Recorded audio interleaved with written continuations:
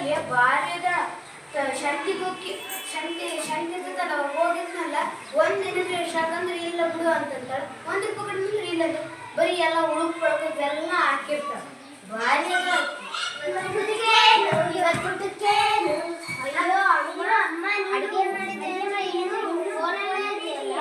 ಸರಿ ತಗೊಳ್ಳೆ, ಇವತ್ತು ಇಡೀ ಒಂದಿನ ಕುತ್ಕೊಂಡು ಮಾತಾಡಿದ್ರು ಮುಗಿಯೋದಿಲ್ಲ. ನನ್ನ ಮಕ್ಕಳು ಬಂದು ಅಡುಗೆ ಮಾಡ್ಬೇಕು.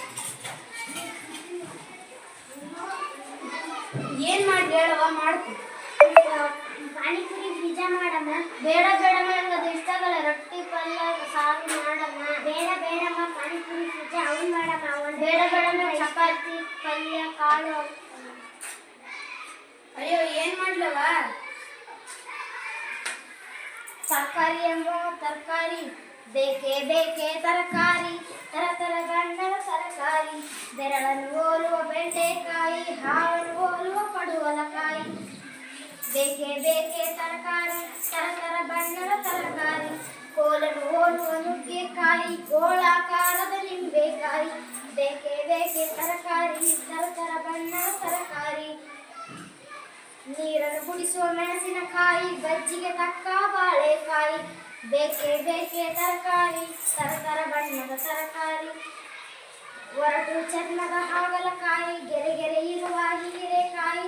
ಬೇಕೇ ಬೇಕೇ ತರಕಾರಿ, ತರ ತರ ಬಣ್ಣದ ತರಕಾರಿ, ಅಜ್ಜನ ಇಷ್ಟದ ಕುಂಬಳಕಾಯಿ, ಅಪ್ಪನ ಮೆಚ್ಚಿನ ಹುರುಳಿಕಾಯಿ. ಬೇಕೇ ಬೇಕೇ ತರಕಾರಿ, ತರ ತರ ಬಣ್ಣದ ತರಕಾರಿ. ನಾನು ತರಕಾರಿ, ನನ್ನನ್ನು ಸೇವಿಸಿ. ಕ್ಯಾರೆಟ್, ಹಾಗಲಕಾಯಿ, ನುಗ್ಗೆಕಾಯಿ, ಬೆಂಡೆಕಾಯಿ, ಟೊಮೆಟೊ ಹೀಗೆ ಅನೇಕ ಬಗೆಯ ತರಕಾರಿಗಳು ಆರೋಗ್ಯಕ್ಕೆ ತುಂಬಾನೇ ಒಳ್ಳೆಯದು.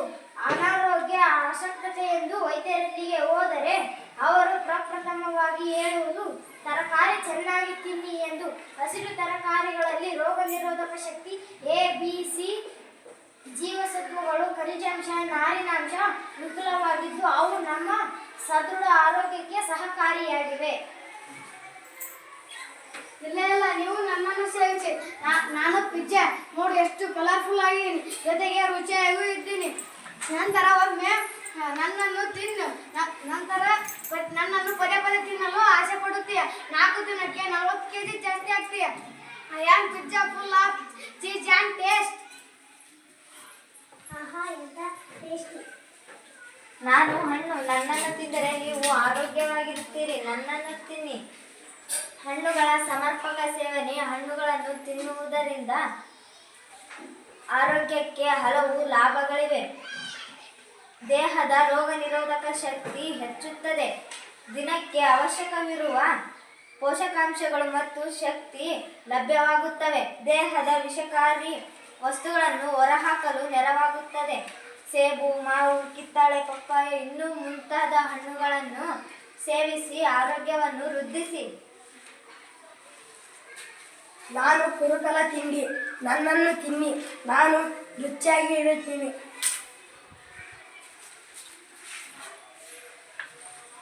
ನಾನು ನನ್ನನ್ನು ಸೇವಿಸಿ. ನಾನು ಸಿರಿಧಾನ್ಯ, ನನ್ನಲ್ಲಿ ಪೋಷಕಾಂಶಗಳ ಕಣಜವೇ ಇದೆ. ನನ್ನನ್ನು ತಿನ್ನುವುದರಿಂದ ನಿಮ್ಮ ಆರೋಗ್ಯಯುತವಾಗಿರುವುದು. ಇಲ್ಲಿ ನೋಡಿ, ನಿನಗೆ ಬಾಯಾರಿಕೆ ಆದರೆ ನನ್ನನ್ನು ಕುಡಿ.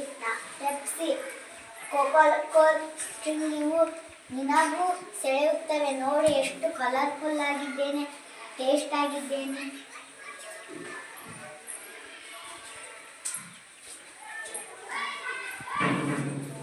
ನಾನು ಹಾಲು, ನನ್ನನ್ನು ಸೇವಿಸಿ. ಹಾಲು ಬಹುತೇಕ ಸಂಪೂರ್ಣ ಆಹಾರವಾಗಿದ್ದು ಹೆಚ್ಚಿನ ಪೌಷ್ಟಿಕಾಂಶವನ್ನು ಹೊಂದಿದೆ.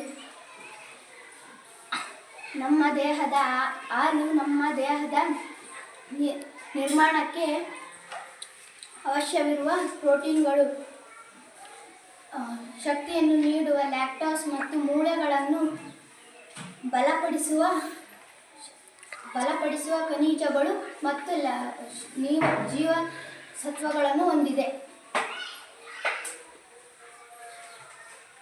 ಬೇಡ ಬೇಡ, ಅವುಗಳನ್ನು ಸೇವಿಸಬೇಡ. ಅವುಗಳು ಆರೋಗ್ಯಕ್ಕೆ ಒಳ್ಳೆಯದಲ್ಲ. ನಮ್ಮನ್ನು ಸೇವಿಸು, ನಾವು ಆರೋಗ್ಯಕ್ಕೆ ತುಂಬಾನೇ ಒಳ್ಳೆಯದು. ಇಲ್ಲ ಇಲ್ಲ, ನಾವು ರುಚಿಯಾಗಿದ್ದೇವೆ. ನಮ್ಮನ್ನು ಸೇವಿಸಿ. ನಮ್ಮ ನಿಮ್ಮ ನಡುವೆ ಏಕೆ ಜಗಳ? ಒಂದು ಸ್ಪರ್ಧೆ ಇಡೋಣ, ಯಾರು ಶ್ರೇಷ್ಠರೆಂದು ತಿಳಿಯೋಣ. ಸರಿ.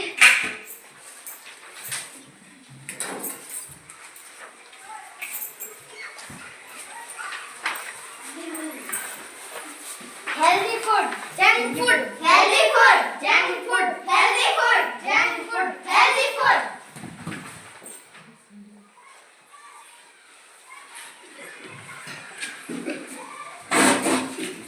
ಹೌದು, ತರಕಾರಿಗಳು, ಹಣ್ಣುಗಳು, ಧಾನ್ಯಗಳು ಅವು ನಮಗಿಂತ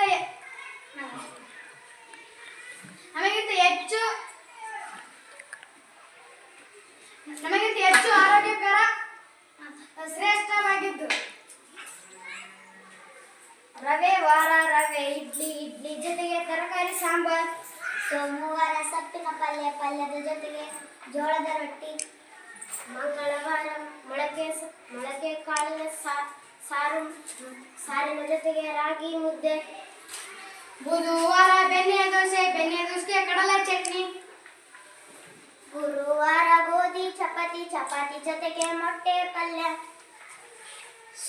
ಶುಕ್ರವಾರ ಶಿರಾ ಉಪ್ಪಿಟ್ಟು, ಅದರ ಜೊತೆಗೆ ಹಣ್ಣಿನ ಸಲಾಡ್.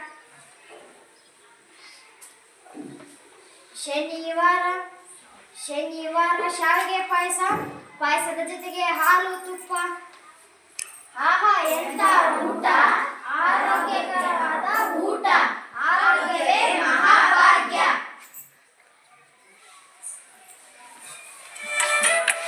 ಕುಚ್ಚಲು ಗಂಜಿ ಉಪ್ಪಿನಕಾಯಿ ಹೇಗೆ ಮಾಡಿವೆ ಗೆಳೆತನ. ತುಪ್ಪಕ್ಕೆ ಬಿದ್ದ ಹೋಳಿಗೆ ಗೀಗ ಬೇಕು ಮಾವಿನ ರಸಾಯನ. ಉಪ್ಪಳ್ಳಿ ರೊಟ್ಟಿ ಕಾಳು ಉಂಡೋನೆ ಗಟ್ಟಿಯಾಳು. ಮಂಡ್ಯದ ಮುದ್ದೆ ಬಾಡು ಉಂಡು ನೀ ನಿದ್ದೆ ಮಾಡು. ಅಂಕೋಲ ಕೋಳಿ ಸಾರು ಮೂಗಲ್ಲು ನೀರು ಜೋರು. ಕುಂದಾಪುರ ಕಾಣೆ ಮೀನು ನೆಲ್ಲು ಕಾಣೆ ನೀನು. ಹಂಚಿ ಉಂಡರೆ ಅಧಿಕವಾಗುವ ಸರಳ ಸ್ನೇಹದ ವಿರಳ ರುಚಿ ಇದು ಜನುಮವೇ. ಈ ಜಗವಿದೆ ಓ ಈ ಜನುಮವೇ ದೊರಕಿದೆ